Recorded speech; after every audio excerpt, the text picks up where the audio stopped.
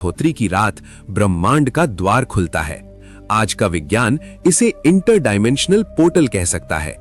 NASA की research और हमारे शास्त्रों का ये मेल एक ही बात की ओर इशारा कर रहा है कि उस रात उत्तर गोलार्ध में मौजूद हर जीवित कोशिका के भीतर की ऊर्जा प्राकृतिक रूप से ऊपर की ओर भागती है। यही वो समय है जब आपकी रीढ़ की हड्डी यानी स्पाइन एक सुपर कंडक्टर बन जाती है। यदि आप उस रात सो गए या झुक कर बैठे तो आप उस ब्रह्मांडीय ऊर्जा के प्रवाह को रोक देंगे जो शायद आपके पूरे जीवन के कष्टों को मिटा सकती थी। नासा की सैटेलाइट्स ने यह भी देखा है कि महाशिवरात्रि की रात शिवलिंगों के ऊपर का आकाश अन्य रातों की तुलना में अधिक आयनीकृत होता है। यह साक्षात प्रमाण है कि महादेव का ये पर्व केवल धार्मिक नहीं बल्कि एक कॉस्मिक इवेंट है जो आपके डीएनए तक को रीप्रोग्राम करने की ताकत रखता है। दोस्तों, अब उस रहस्य की गहराई में उतरते हैं जिसे समझने के लिए आपको आधुनिक विज्ञान और प्राचीन गणित दोनों को एक साथ देखना होगा। 2026 की महाशिवरात्रि कोई साधारण शिवरात्रि नहीं है। 15 फरवरी की उस रात को क्या होने वाला है और नासा ने इस पर 3 प्रमाण क्या दिए हैं, इसे गौर से समझिए। पहला प्रमाण, नासा और खगोल विज्ञान, एस्ट्रोनॉमी। नासा के प्लैनेटरी अलाइनमेंट डेटा के अनुसार उस रात सौर मंडल के सबसे शक्तिशाली ग्रह एक ऐसी कोणीय स्थिति में होंगे जो पृथ्वी के सेंट्रीफ्यूगल फोर्स को एक नई दिशा देगा। विज्ञान कहता है कि उस रात पृथ्वी का उत्तरी गोलार्ध सूर्य और चंद्रमा के गुरुत्वाकर्षण के ऐसे प्रभाव में होगा कि पृथ्वी की सतह से ऊर्जा का प्रवाह ऊपर की ओर यानी अपवर्ड फ्लो होने लगेगा। ये एक ऐसी प्राकृतिक घटना है जो लाखों सालों से चली आ रही है, लेकिन इस बार का संरेखण इसे 100 गुना अधिक शक्तिशाली बना रहा है। दूसरा प्रमाण, ग्रंथों का गणित और मुहूर्त। हमारे ऋषियों ने सूर्य सिद्धांत और शिव पुराण में जिस निशिता काल का वर्णन किया है वो केवल पूजा का समय नहीं है। हमारे पंचांग के अनुसार इस बार महाशिवरात्रि पर सर्वार्थ सिद्धि योग के साथ साथ शिव योग का एक ऐसा दुर्लभ मिलन हो रहा है जो पिछले एक दशक में नहीं देखा गया। पंचांग गणना कहती है कि 15 फरवरी की मध्य रात्रि यानी निशिता काल में चंद्रमा श्रवण नक्षत्र के प्रभाव में होगा। श्रवण नक्षत्र का स्वामी विष्णु है और अधिपति शिव है। विज्ञान की भाषा में कहें तो उस समय चंद्रमा की किरणें पृथ्वी के वायुमंडल में मौजूद आयनों को एक विशेष फ्रीक्वेंसी पर वाइब्रेट करेंगी। यदि उस समय आप जागृत अवस्था में हैं तो आपके शरीर का पीनियल ग्लैंड, जिसे शिव की तीसरी आंख कहा जाता है, प्राकृतिक रूप से सक्रिय होने लगेगा। तीसरा प्रमाण, नासा का गामा रे डेटा और पुराणों का ज्योतिर्लिंग। हैरानी की बात यह है कि नासा की हालिया रिसर्च में पाया गया है कि साल के इस विशेष समय में अंतरिक्ष से आने वाली कॉस्मिक न्यूट्रिनो की मात्रा बढ़ जाती है। शिव पुराण कहता है कि ज्योतिर्लिंग यानी प्रकाश का वो स्तंभ इसी समय धरती पर सबसे अधिक सक्रिय होता है। मुहूर्त का असली रोमांच यहां है।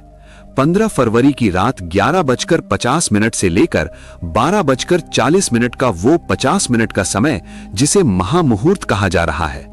नासा के डेटा के अनुसार उस 50 मिनट में पृथ्वी का मैग्नेटिक फील्ड सबसे पतला होगा।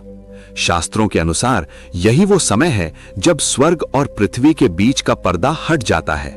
यानी अगर उस 50 मिनट में आप अपनी रीढ़ की हड्डी सीधी करके बैठते हैं और एक विशेष गुप्त मंत्र का मानसिक जप करते हैं तो आपकी ऊर्जा सीधे उस कॉस्मिक सोर्स से जुड़ जाएगी। ये वो समय है जब आप अपने भाग्य की लकीरें बदल सकते हैं, क्योंकि उस समय किया गया एक संकल्प साधारण समय में किए गए लाखों संकल्पों के बराबर होता है। लेकिन दोस्तों, उस महामुहूर्त में हमें करना क्या है? वो कौन सा शब्द है जो हमारे भीतर के सोए हुए शिव को जगा सकता है?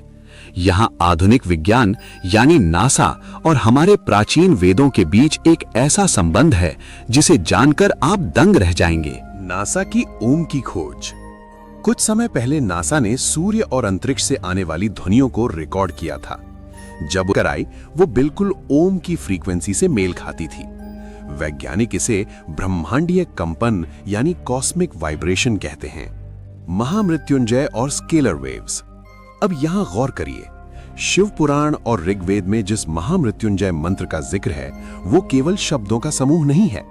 ध्वनि विज्ञान के अनुसार इस मंत्र के अक्षरों का संयोजन इस तरह किया गया है कि जब इसे एक विशेष लय में बोला जाता है तो ये आपके शरीर के चारों ओर स्केलर वेव्स पैदा करता है। नासा की रिसर्च कहती है कि स्केलर वेव्स में वो शक्ति होती है जो आपके शरीर के डीएनए की मरम्मत या रिपेयर कर सकती है।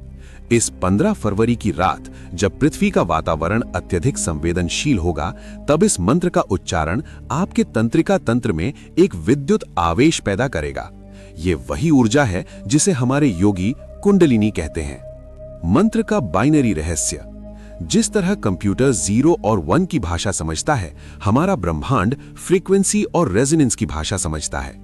उस रात 11:50 से 12:40 के बीच जब आप उस गुप्त मंत्र का मानसिक जप करते हैं तो आपकी फ्रीक्वेंसी ब्रह्मांड की फ्रीक्वेंसी के साथ लॉक हो जाती है।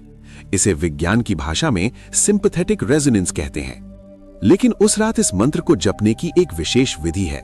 केवल बोल देना काफी नहीं है, आपको अपने शरीर को एक विशेष मुद्रा में रखना होगा और अपनी सांसों की गति को एक खास लय या रिदम पर लाना होगा।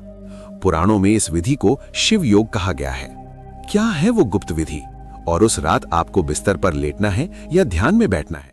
कौन सा एक छोटा सा बीज मंत्र है जिसे महामृत्युंजय के साथ जोड़ने पर उसकी शक्ति अनगिनत गुना बढ़ जाती है? मित्रों, अब बात करते हैं उस चमत्कारी लाभ की जो आपको 15 फरवरी की सुबह अपनी आंखों से दिखाई देगा। विज्ञान कहता है कि जब हमारे शरीर की ऊर्जा ऊर्ध्वमुखी यानी ऊपर की ओर होती है तो हमारे भीतर का इम्यून सिस्टम अपनी चरम सीमा पर होता है। बुजुर्ग कहते थे कि शिवरात्रि का व्रत और जागरण करने वाले को साल भर कोई बीमारी नहीं छू सकती।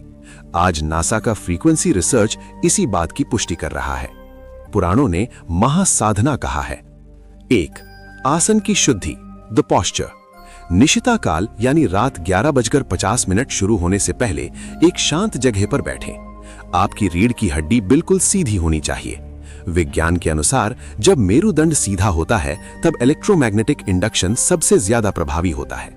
यदि आप झुक कर बैठेंगे तो ऊर्जा का प्रवाह रुक जाएगा और आप केवल थकावट महसूस करेंगे। दूसरा चरण है प्राणायाम और रिदम, द ब्रेथ।